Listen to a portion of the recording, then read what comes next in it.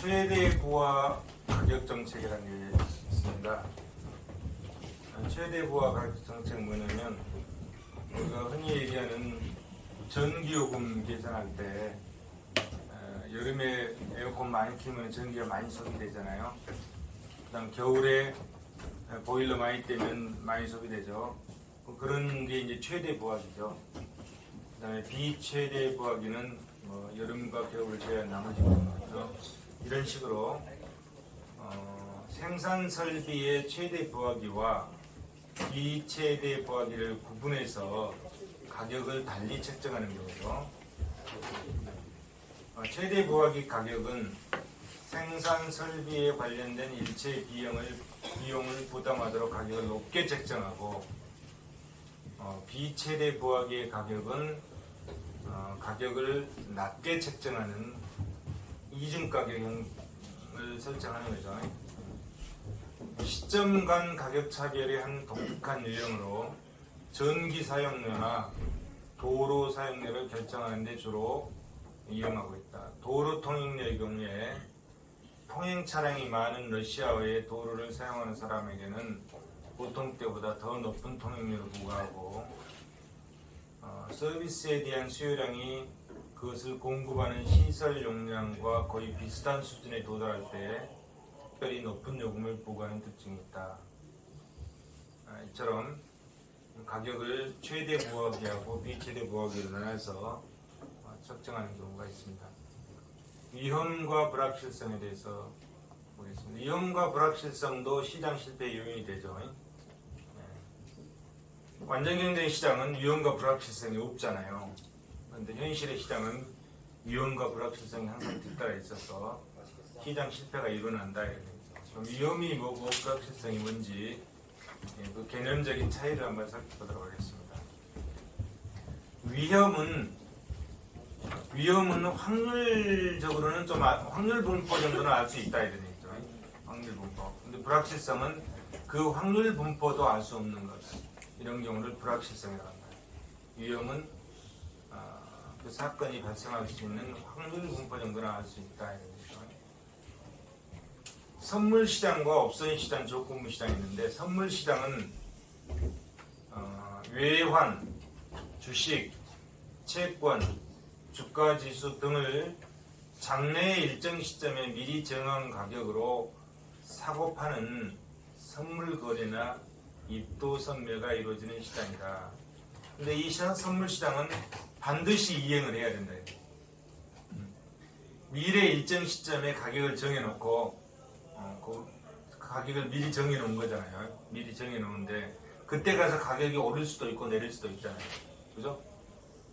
그래서 이 선물 시장은 예를 들어서 배추밭을 하나 딱 사가지고 배추밭에 그 농사 그 위에 배추만 사는 거죠. 배추만 사서 미리 가격을 정해놓고 그때 가서 1년 뒤에 배추 농사가 지었을 때 그때 가서 그 배추값이 올라가면 돈 버는 거고 떨어지면 일리고 보고 그러는 거죠. 선물 시장이다. 그래서 미리 정한 가격으로 가격 변동에 따른 자본 손실을 회피할 수 있다. 업선 시장은 사도 되고 안 사도 돼요. 콜옵션과 풋옵션인데 이건 미래 일정 시점 또는 기간 동안에 미리 정한 가격으로 가격을 미리 정해 놓은 거는 업선 시장이나 선물 시장은 똑같아요. 똑같아요. 그런데 그거를 살 수 있는 권리, 이게 콜옵션이죠. 또 그것을 팔 수 있는 권리, 풋옵션이죠. 살 수도 있고 팔 수도 있죠. 콜옵션과 풋옵션. 만약에 콜옵션 경우에는 살 수 있는 권리잖아요. 콜옵션은 10만 원이다. 근데 주가가 15만 원이야. 그럼 내가 10만 원에 사는데 지금 주가가 15만 원이니까 5만 원 이익 보잖아요. 그죠? 풋옵션은 내가 팔 수 있는 권리잖아요. 팔 수 있는 권리. 풋옵션 가격이 15만 원인데 지금 주가가 20만 원이야. 그럼 20만 원인데 15만 원에 파니까 어떻게 돼? 5만 원 손실 보잖아요. 옵션. 그 다음에 조건부 청구권 시장은 일정한 조건이 성립하는 경우에 형성되는 시장으로 자동차 보험, 화재 보험, 생명보험 등 각종 보험 시장에서 나타난다. 뒤에 하나씩 보겠습니다.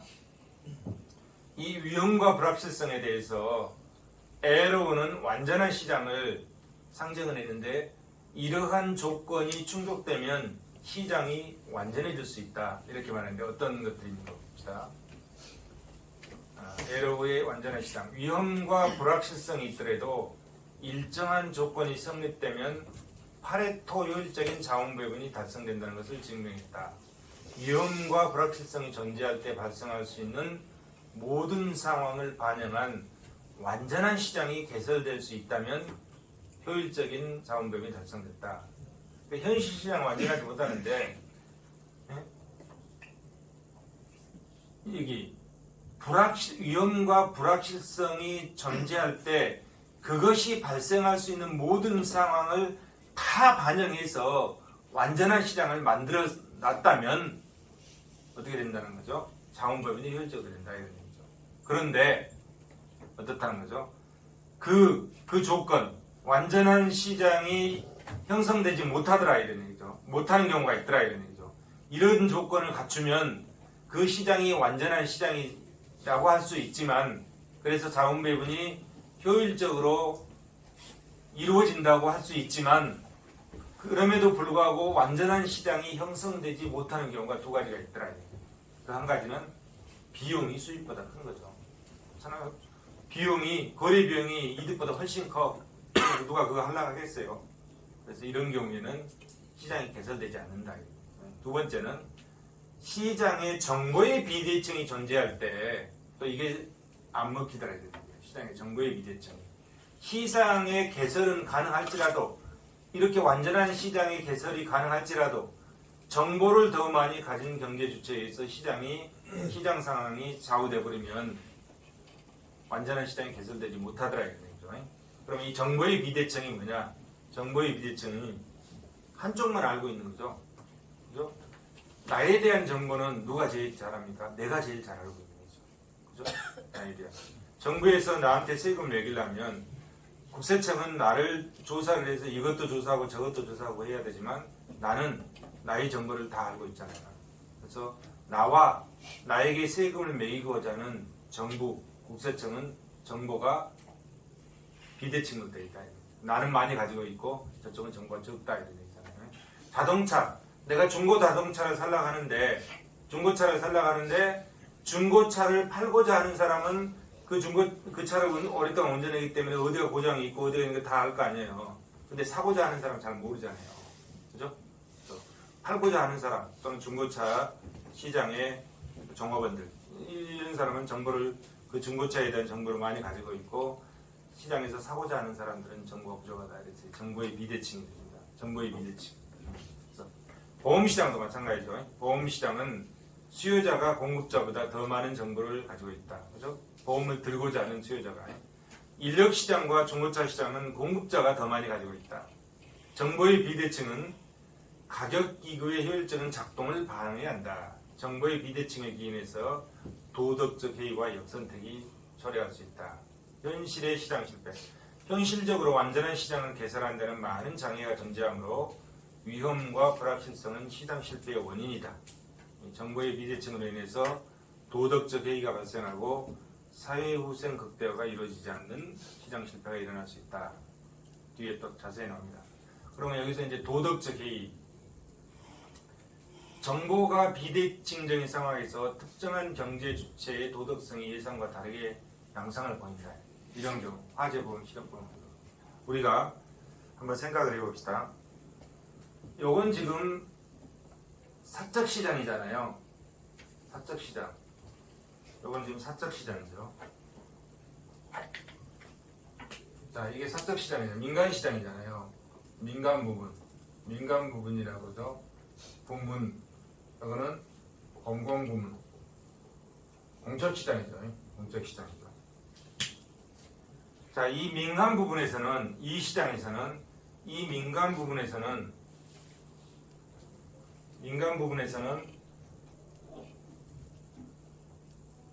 지금 콜라 머시가 있는데 콜라 하나를 우리가 사 먹으려면 반드시 돈을 줘야 되잖아요.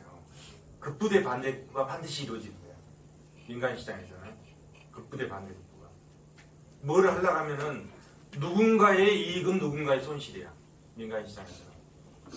그게 금방 나타나요. 그러다 보니까 손해를 본 사람은 주먹으로 펼 수 없으니까 이제 민사법정에 소송을 제기하는 거죠. 그래서 법정에서 해결해 주잖아요. 근데 이 공공부분은 누가 이익을 취해가도 손실을 본 공공부분의 이익을 취해가면 내가 공공부분의 이익을 취해갔다. 그럼 나는 이익자지만 손실을 보는 사람 누구죠? 공공부분이고 정부잖아요. 잘 느끼지를 못해. 감지를 못해요. 그걸 이제 저 뒤에 나오는 환경정책에서 그게 공유지의 비극이라는 이론으로 학자가 이제 설명을 하고 있어요. 예를 들어서 우리 동네의 뒷동산에 송아지를 마을 사람들이 한 마리씩 놓아서 키우고 뭐 무한히 놓아서 키울 수도 있어. 근데 송아지가 적정 마리수면은 그 풀이 적정하게 있어서 살도 찌고 최적화될 텐데 너도 나도 각 가정마다 송아지 몇 마리씩 갖다가 풀어놔 그러면 풀이 고갈돼가지고 오히려 후생이 더 줄어들어간다. 이게 공유지의 비극이야. 서해 바다에 고기가 참 많이 있어. 그래서 가서 적정하게 고기를 잡으면 또 그 고기가 치어를 낳고 또 이렇게 큰 물고기가 되고 이렇게 해서 수입이 최적화되는데 가서 그냥 너나 없이 쌍끌어 바닷가에 다 끌어버리면 종자까지 다 끌어버리면 자원이 고갈되잖아요. 응? 이런 것들. 그거는 왜 그러죠? 주인이 없으니까 그래요. 주인이 없으니까. 그래서 그거를 공유지의 비극이라고 하거든요. 그래서 공적 시장에서는 누가 뭘 해 가도 잘 나타나지가 않아요. 그러니까 알 수도 없어. 그러다 보니까 사적 시장에서는 도둑질하면 반드시 잡히지만 공적 시장에서는 도둑질하면 잘 안 잡혀요. 시비 거는 사람 별로 없으니까. 근데 주로 공적 시장의 도둑질은 누가 하냐면은 관료가 하죠. 관료들이 할 수 있는 거예요. 왜냐하면 정보를 민간인은 전혀 갖고 있지 않으니까 접근 자체, 도둑질 자체를 할 수가 없어. 근데 공적 시장에서는 관료나 정치인들이 그 공적인 이익을 갖다가 사적 이익으로 치우는 경우들이 많이 있죠. 많이 있는 게 아니라 가끔 있죠. 많이 있다가 내가 잘못된 거고 가끔 있죠. 요즘 지금 문제가 되는 경우 있잖아요. 내가 여담으로 옛날 중국의 삼국시대에 저조라는 사람이 있었어요. 잘 알죠? 저조. 또 누구 있었죠? 위나라의 저조, 어나라의 성관, 청나라의 유비. 그게 삼국 아니요. 중국에서 온 학생 그 사람은. 근데 거기에 저조의 아들들이 3명 있었는데 범부인의 아들이 3명이고 작은 부인의 아들이 1명 있었어요. 너무 똑똑한 거야. 그 배다른 동생이 너무 똑똑한 거야. 그래서 저조의 아들 중에 조비가 야, 저 이복 동생 저놈이 있으면 내가 후계자가 안 될 것 같다. 그래서 죽여버려. 너무 똑똑하니까 죽여. 어떻게 죽이냐면 뱀에 물려서 죽였어. 그래가지고 소문을 어떻게 내냐면 독지에 물려서 죽였다. 이렇게 소문을 내요. 뱀을 풀어놔가지고 뱀에 물려 죽었는데 독지에 물려 죽였다고 소문을 내요. 그리고는 자기도 독지에 물려요. 그러니까 막 온몸에 독지에 물린 증상이 막 나타나지. 근데 독지에 물리면 별로 안 죽거든. 그러니까 안 죽은 독지에 자기도 물려서 나도 피해자다 이렇게 주장을 하는 거야. 근데 자기는 자기 동생을 뱀을 거기다 풀어가지고 뱀에 물려서 죽었고 자기는 안 죽을 만큼 독지에 물리면 안 죽으니까 안 죽을 만큼 해서 나도 독지에 이렇게 물렸다. 근데 내 동생은 어리니까 뱀에 물려서 그냥 죽어버렸다 이렇게 이제 변명을 하는 거죠. 이제 사람들이 다 이제 그래. 이제 그 밑에 신하들 중에 이제 한 사람이 조비인 것 같습니다. 동생 죽은 게. 그러니까 이제 저조가 아버지 입장에 이제 얼마나 마음이 아프겠어요. 죽은 놈도 내 아들이고 조비도 내 아들인데 그래도 불러다가 이제 묻는 거죠. 물어봐. 네가 죽였냐? 그렇지. 바른 대로 되라. 그럼 내가 용서해 주겠다. 그렇지. 고민스럽잖아요. 근데 자백하는 순간 조조는 조비를 죽여야 되잖아요. 안 죽이면 안 되지. 그럼 나쁜 짓을 했는데 그것을 봐주게 되면 백성들이 임금을 어떻게 보겠어요? 영이 안 쓰는 거지. 이렇게 인정하는 순간 자기 아들을 죽여야 돼요. 나 같아도 죽이지. 인정하면. 그런데 이제 저조가 그러니까 이제 아버지 나 보십시오 이렇게 내가 지금 나도 물려가지고 이랬는데 제가 어떻게 내 동생을 죽이겠습니까? 저도 피해자입니다. 그때 조비의 아버지 저조가 뭔 생각을 하겠습니까? 그래 네가 불어라. 불면 너도 죽고 네 동생도 죽고 그럼 아들이 둘이 없어지잖아요. 죽고 네가 안 불면 어차피 사건은 발생했고 네가 안 불면 너를 산다. 그죠? 저조 입장에서 이제 여러분들은 저조 입장이라면 어떻게 생각하겠어요? 그런데 조비는 끝까지 안 불어요. 근데 그 계책을 누가 내냐면 사마이가 내 사마시. 사마시가 삼국을 통일했잖아요. 나중에 사마이가 된다고. 뭐라고 내냐면 무조건 잡아떼십시오. 잡아떼기의 명수가 당신의 아버지 저조입니다. 저조가 그렇게 잡아떼기의 명수였대요. 그러니까 끝까지 잡아떼면은 살 수 있습니다. 그래서 끝까지 잡아떼는 거죠. 그러면서 그런 쇼까지 한 거죠. 독재에 자기가 물리기도 하고 쇼까지 한 거죠. 아버지가 아들한테 칼을 목에다 대고 바른 대로 얘기하라고. 그래도 끝까지 버티는 거죠. 그러면서 저조가 뭔 생각을 하십니까? 한조합니까? 칼을 목에다 아들을 목에다 칼을 대고 너 이놈 끝까지 버텨라. 이 생각을 하는 거죠. 안 버티면 너는 죽고 버티면 잡혀가면은 죽일 수밖에 없는 입장이 되니까. 근데 아들을 2명 죽일 수 없잖아요. 아버지 그때 아버지 입장이 여러분들이 아버지 입장이라면 어떤 결론을 내리겠어요? 응? 어떤 결론을 내리나? 뭐 다 생각이 틀리니까 틀리시잖아요. 그래가지고 결국은 성공합니다. 조비가. 근데 진실은 다른 거잖아요. 성공해요. 그래서 후계자가 됐어요. 후계자가. 왜? 저조가 그렇게 해왔거든. 자기 아버지가 그것을 사마이가 저조 옆에서 쳐다보고 수십 년 동안 지켜봤잖아요.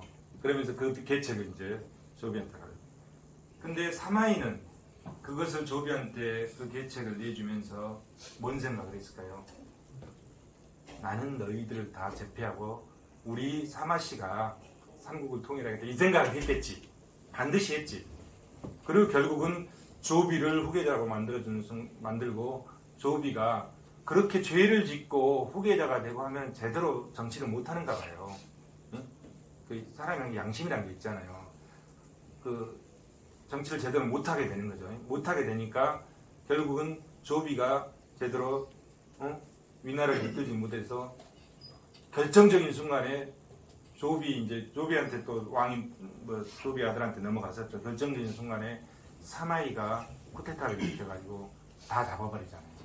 결국은 위나라 누가 먹었습니까? 사마이가 먹었습니다. 조조가 먹은 게 아니라 사마이가 먹고 사마이 손재 사마엠이 삼국을 통일한 거예요. 근데 가만히 생각해보세요. 그러면은 사마귀가 앞에 있으면 그 사마귀 뒤에 다른 사마귀가 있고 또 그 뒤에 뭐가 있고 다 앞에 놈을 먹으려고 하잖아요. 앞에는 제일 앞에는 누가 있었어요? 저조가 있었지. 제일 뒤에는 누가 있었죠? 사마이가 있었잖아요. 사마이가. 근데 결국은 사마이 먹었는데 사마이의 아들 손주 사마엠이 삼국을 통일했지만 몇 년 못 가고 또 다 5, 16분이나 돼버리잖아요. 제가 왜 이런 얘기를 하냐면 요즘 대한민국에도 그런 경우가 있는 거예요. 정말 공적시장에 도둑질을 하고 공적시장에 제3자에게 공익을 훼손해서 사익으로 몰아주고 그것을 거짓말하면서 끝까지 지금 버티는 사람이 있잖아요. 마치 조비가 독지에게 물려서 자기가 진실한 것처럼 비치는 것처럼 밥을 굶어가면서 내가 저거는 거짓이고 내가 진실이다 하는 사람이 지금 울부짖고 있잖아요. 오늘 오후에 지금 어디 당에서 국회에서 투표한다잖아요. 그거를 어떤 결론을 국회의원들이 낼지 모르겠어요. 내가 볼 때는 너무너무 나쁜 짓거리야. 너무너무 나쁜 짓거리. 왜 그런 짓거리를 하느냐? 이 민간 부분에서는 자 이거 하나 사 먹잖아요. 금방 피해자가 나타나기 때문에 크레인 들어온다고. 우리 동네에 당해비 현장한 사람이 백화점에서 옷을 입고 그냥 집에 갔어요. 그러니까 고발돼가지고 요즘 CCTV가 얼마나 발달돼 있어. 다 보이잖아요. 고발돼가지고 지금 응? 기소가 단계가 그런다. 이렇게 사적 시장에서는 금방 나타나죠. 근데 공적 시장에서는 아까 공의주의 미국처럼 그걸 해먹어도 잘 몰라. 누가 해먹는지. 근데 김만배 이놈이 엄청나게 해쳐먹어 버렸잖아요. 그렇잖아요. 그럼 그걸 자기 혼자 해쳐먹을 수 있었겠어? 그럼 이 공적 시장에서 해먹을 수 있는 거는 그렇게 해먹을 수 있는 거는 관료만 해먹을 수 있는 거예요. 민간인은 못 해먹습니다. 공적 시장. 근데 김만배는 민간인이잖아요. 왜? 관료가 뒷배를 봐주니까 해먹는 거지. 그건 뭐로? 허가권으로. 우리가 투표를 해가지고 우리 재산 잘 관리하고 우리 잘 하라고 했는데 그걸 갖다 공적시장을 다 회선해 가면 그거 되겠습니까? 안 되는 거지. 나는 그런 사람들을 사형시켜야 된다고. 사형하면 좀 또 사람들이 사형 없애려고 하니까 무기징역. 그거는 나쁜 겁니다. 이제 국회의원들이 어떤 결론을 낼지 모르지만 좀 많이 갔네요. 그런 도덕적 해이가 발생한다. 그렇게 하면 여러분들 그렇게 해서 절대 안 돼요. 아까 내가 역사적인 조비 얘기를 했지만 조비 실패했잖아요. 결국은 그런 짓거리 해가지고 설령 됐을지라도 다 망해버리잖아요. 얼마나 불행한 방향으로 가냐고. 하물며 거기서 개최를 했던 사마이도 결국은 그 대가 몇 년 못 가고 망하잖아요. 사마시도 망했습니다. 망하고 또 분열이 됐잖아요. 그래서 삼국시대 끝나고 나서 진시황이 통일하고 그 다음에 속한이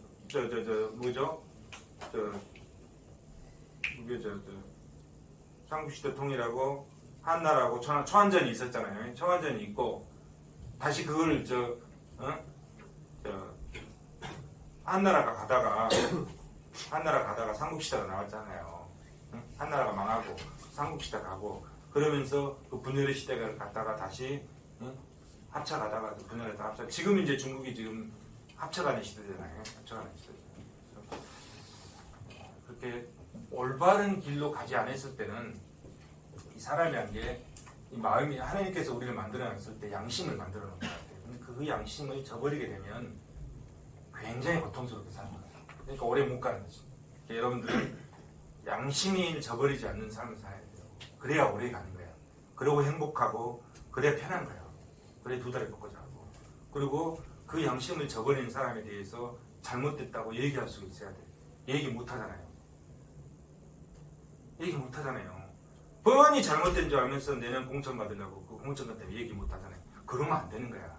사회가 그렇게 가면 안 되는 거잖아요. 그렇게 하면. 이게 다 도덕적 해이를 통해서 나와요. 이 공적 시장에서. 민간 시장은 그러지 않습니다. 민간 시장 금방금방 정리가 돼요. 근데 공적 시장은 주인이 없다 보니까 그런 현상들이 많이 나오게 되고 그런 유혹이 엄청나게 와닿는 거지. 엄청나게 와닿는 거지. 도덕적인 역선택.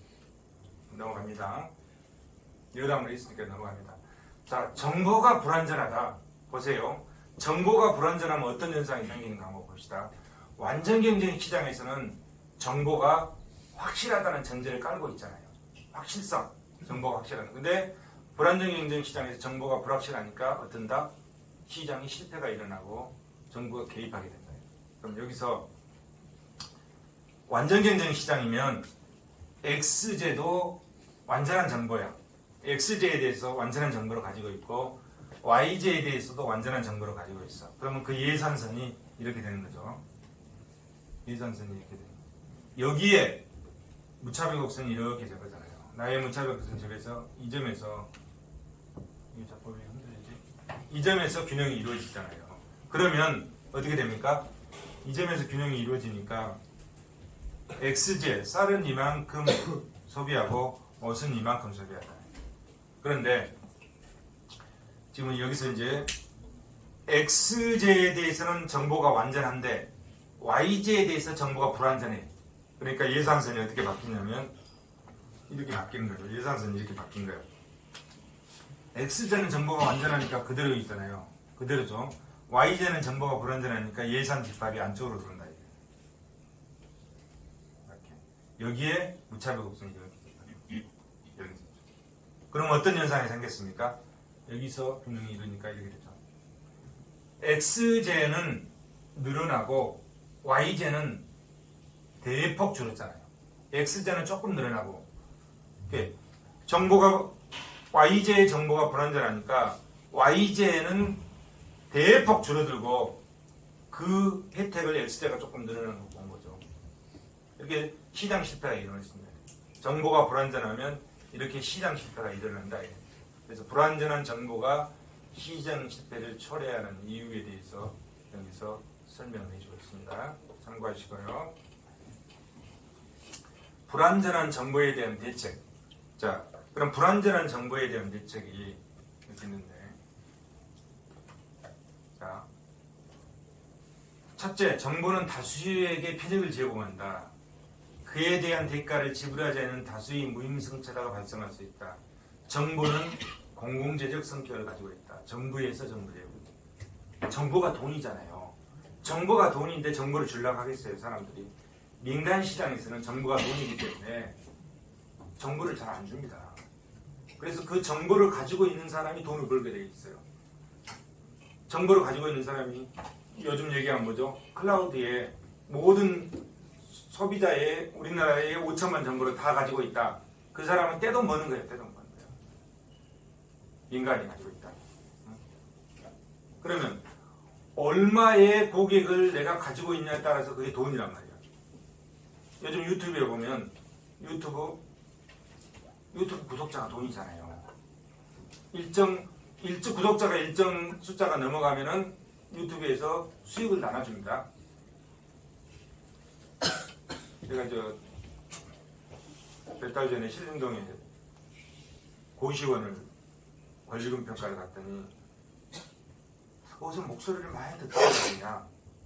많이 듣던 사람이야. 유튜브에서 그 목소리가 똑같아. 그러니까 그 양말 유튜버더라고. 그러니까 고시 공부한 사람들은 다 알더라고.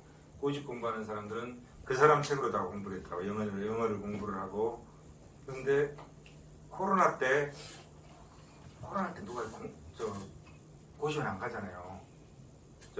그리고 학원 안 가잖아요. 학원 쫄딱 망해본 거야. 코로나 때. 그래서 코로나 때 쫄딱 한 2년 내지 3년 쫄딱 망해보고 그 사람은 대안으로 찾는 게 이제 유튜브로 강의를 했더라고. 유튜브로. 그래가지고 구독자가 30몇만 되고 있는데 정치평론 하더라고. 정치평론. 그래서 내가 가끔 들었는데 자기 구독자가 한 5만 될 때 지금은 한 50만 가까이 되더라고. 6개월 전쯤이니까 한 35만 됐는데 수입이 어느 정도 됩니까? 그러니까 1년에 자기가 올린 매출액이 3억이래요. 그래서 구독자가 35만 있으면 자기가 올린 매출액이 3억이에요. 그럼 본인이 다 먹는 게 아니잖아요.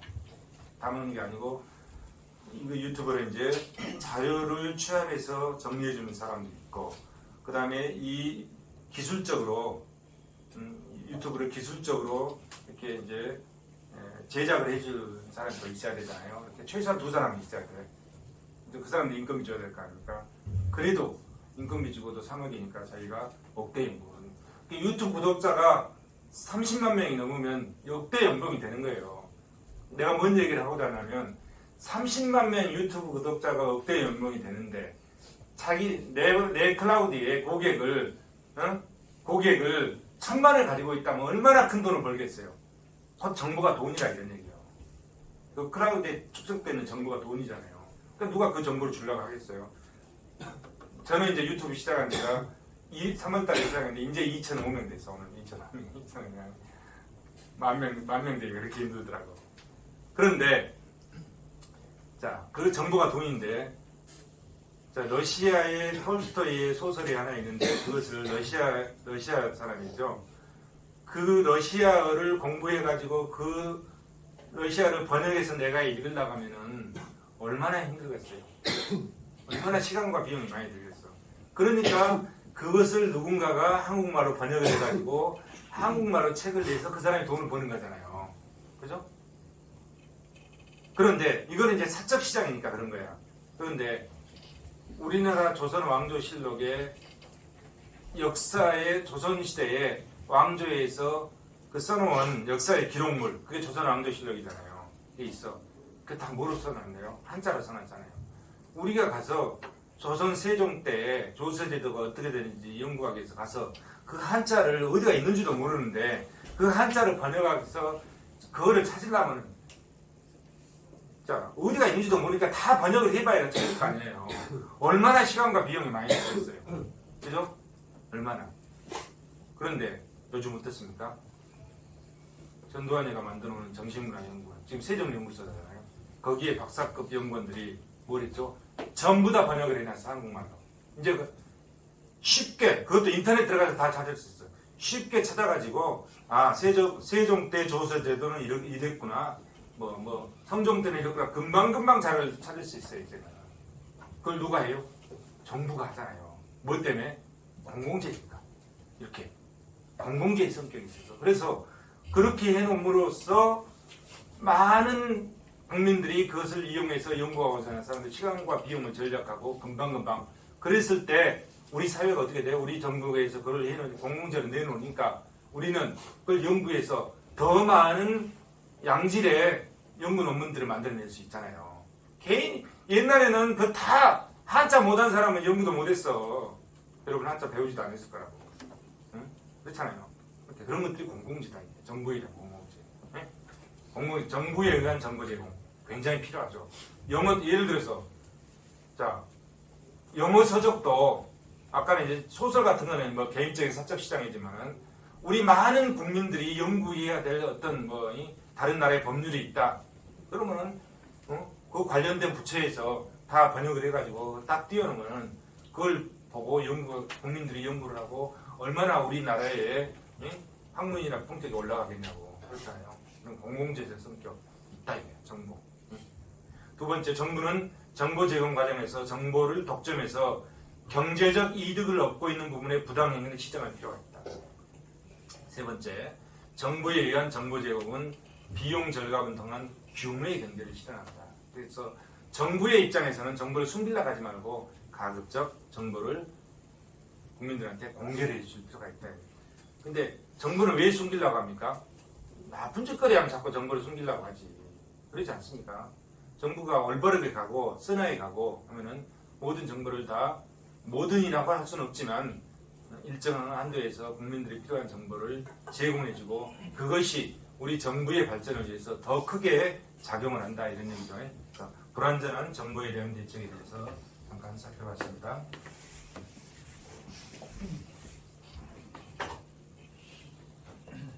자, 외부성.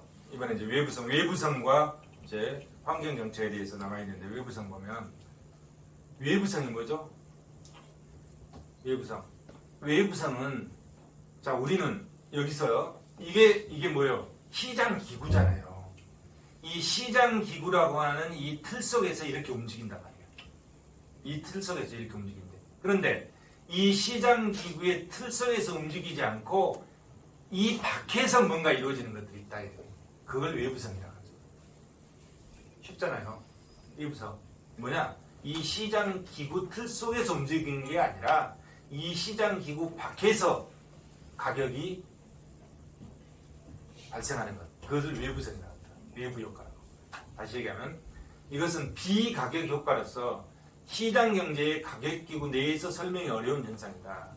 예를 들어서 오늘 아침에 출근하는데 우리 집 옆집에 화단에 꽃이 활짝 피어있어. 너무 이쁜 거야. 그러니까 오늘 하루 종일 기분이 좋아요.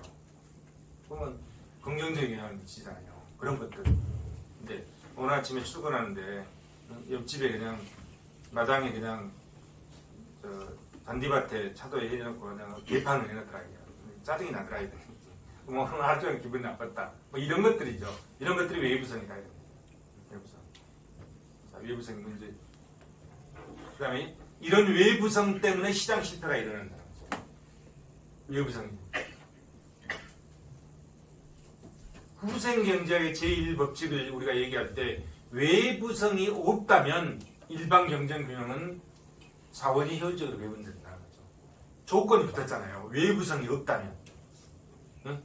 외부성이 없다면. 이 조건 하에 외부성이 없다면 일반 경쟁균형은 효율적 자원 배분이 이루어진다 이런 얘기예요. 근데 외부성이 있다면 자원 배분이 효율적으로 이루어지지 않는 거죠. 그래서 어떻게 되죠? 일반 경쟁 균형이 파괴된다 이거죠. 그래서 시장 실패가 일어난다. 근데 우리는 지금까지 뭔만 얘기했냐? 우리는 지금까지 자 한계 대체율 MRSXY는 한계 변환율과 일치하는 점, 이 점에서 사회적 최적 균형이 이루어진다. 최적 균형이 이루어진다 이랬잖아요. 근데 이렇게만 이것이 사적 시장인지 공적 시장인지 이 부분을 생각하지 않고 얘기를 했어요. 근데 지금부터는 이제 이 사적 시장과 이 사회적 시장을 구분해서 보는 거예요. 구분해서. 그래서 사적 시장에서의 사적 균형, 사적인 균형, 공적 시장에서의 사회적 균형, 이 두 개를 구분해서 보는 거예요. 이제. 자, 여기서 이제 미시경제하고 틀려지는 겁니다. 자, 사적 시장, 우리는 미시경제학에서는 뭐만 보냐? 이 사적 균형만 보았던 거야. 사적 균형. 이것만 본 거예요. 이게 사적 균형이에요. 근데 우리는 지금 이제 재정학에서 사회적 균형을 보는 거예요. 사회적 균형. 사회적 균형. 이게 이제 외부성에서 나온 거죠. 외부성에서 사적 균형과 사회적 균형. 여기서 이제 시장 실패가 이루어지는 것은 사적 균형과 사회적 균형이 일치하면 외부성이 없는 거야. 외부성이 없는 완전 경쟁 시장은 이게 일치하는 거예요. 일치. 사적 균형과 사회적 균형이 일치하는 거야. 외부성이 없기 때문에. 근데 외부성이 발생함으로써 사적 균형과 사회적 균형이 무너지는 거죠. 뭐 때문에? 외부성 때문에. 이 외부성 때문에. 외부성 때문에 무너지는 거지. 이제 그걸 보는 겁니다. 자, 보세요. 외부성이 존재한다. 시장 구조가 완전 경쟁적이라도 파레토 효율성이 달성될 수 없고 자원의 비효율적인 배분이 초래합니다. 그 결과 사회적 한계 대체율이 사적 한계 대체율하고 틀려진다. 여기도 뭐가 붙었습니까? 소셜 SMRSXY 사회적 한계 대체율. 이게 사회적 균형이잖아요. 사회적 한계 대체율이 사적 한계 대체율 퍼스널 프라이빗 사적 퍼스널이 아니라 프라이빗 MRS 사적 한계 대체율과 틀려진다. 여기 사회적 한계 대체율과 사적 한계 대체율이 틀려진다는 뭐 때문에? 이 외부상 때문에. 그 다음에 사회적 한계 변환율과 사적 한계 변환이 틀려진다. 사적 균형과 사회적 균형이 같아지지 않는 거죠. 뭐 때문에? 외부상 때문에. 근데 외부상이 없다면 이것이 같아요. 사적 균형과 사회적 균형이 일치하는 거죠. 그 일치하는 시장을 지금까지 봐왔던 거죠. 근데 지금 이제 여기서는 외부성에 따른 이 두 개의 시장이 일치하지 않은 현상을 살펴볼 겁니다. 일치하지 않는 결과 뭐가 발생했다? 시장 실패가 발생했다. 그럼 그 시장 실패 발생에 대해서 정부가 개입해서 어떻게 할 것인가까지 우리가 살펴보도록 하겠습니다. 자, 그럼 외부성이 어떤 종류들이 있는지를 외부성에 대해서 그 유형에 대해서 한번 보도록 하죠. 외부성의 유형에 대해서 자 이렇게 소비행위의 외부성, 생산행위의 외부성, 그 다음에 좋은 쪽, 나쁜 쪽, 긍정적 외부성, 부정적 외부성 또는 이로운 외부성, 해로운 외부성 이렇게 나는 거죠. 그러면 자 소비행위에서 소비자에게 긍정적 영향을 주는 경우, 소비행위에서 생산자에게 긍정적인 영향을 주는 경우, 생산행위에서 소비자에게 긍정적인 영향을 주는 경우, 생산행위에서 생산자에게 긍정적인 영향을 주는 경우, 밑에는 부정적인 영향을 주는 경우, 이렇게 해서 몇 개죠? 8가지 종류의 외부성의 유형이 나오는 거죠. 8가지. 그렇죠. 이거는 구체적인 거는 여러분들이 하나하나 살펴보시기 바랍니다. 책을 보면서. 그래서 그 외부성의 종류를 보면 외부 경제다. 그럼 긍정적인 경우를 얘기하는 거예요. 외부 불경제다. 그럼 부정적인 경우잖아요. 외부 경제는 이로운 외부성, 외부 불경제는 해로운 외부성, 그 다음에 소비의 외부성, 생산의 외부성, 금전적 외부성, 실질적 외부성, 가액적 외부성, 불가액적 외부성, 사용제적 외부성, 공공재적 외부성, 이렇게 외부성의 종류를 볼 수 있습니다. 외부성과 자원배분에 대해서 보죠. 완전경쟁 시장이라면 아까 완전경쟁 시장에서 P는 이꼬로 MC라고 했잖아요. 여기처럼 P는 이꼬로 MC죠. 완전경쟁 시장에 P는 이꼬로 MC죠. 그래서 이 P는 뭐죠? MB다. 한계편익이다. MB. 이런 게 성립돼요. 이 앞에 P는 이꼬로 MC인데 이 앞에 이 시장이 사적 시장인지 사회적 시장인지 구분이 지금 안 돼 있잖아요. 이건 뭐죠? 완전 경쟁 시장이기 때문에 사적 균형과 사회적 균형이 일치하고 있는 거예요. 일치하고 있다는 것은 뭘 얘기하는 거죠? 외부성이 없다는 거죠. 외부성이 없기 때문에 완전 경쟁 시장은 외부성이 없다는 전제 조건이 미리 깔려 있는 겁니다. 그래서 외부성이 없는 완전 경쟁 시장에서는 P는 이퀄 MC다. 사적 시장과 사회적 시장이 같다, 똑같다. 외부성이 없기 때문에. 사적 시장과 사회적 시장의 그 갭이 뭐죠? 그 갭이 외부성이야. 갭이 외부성. 그래서 이렇게 됐죠. P는 이퀄 MC죠. 근데 이걸 보면, 자, 이거를 개인적 관점과 사회적 관점으로 나눠볼 수 있는 거예요. 지금부터 이제 구분이 되죠. 개인적 관점에서는 앞에가 뭐가 붙었습니까? 프라이빗. 사적 한계편, 프라이빗 마지널 베네피트, 사적 한계편, 프라이빗 마지널 코스트, 사적 한계 비용. 그 다음에 이제 사회적 관점에서 보는 거야. 사회적 관점에서. 사회적 한계 편익, 소셜 마지널 베네피트, 사회적 한계 비용, 소셜 마지널 코스트. 이렇게 사적 시장과 사회적 시장으로 나눠서 우리가 접근을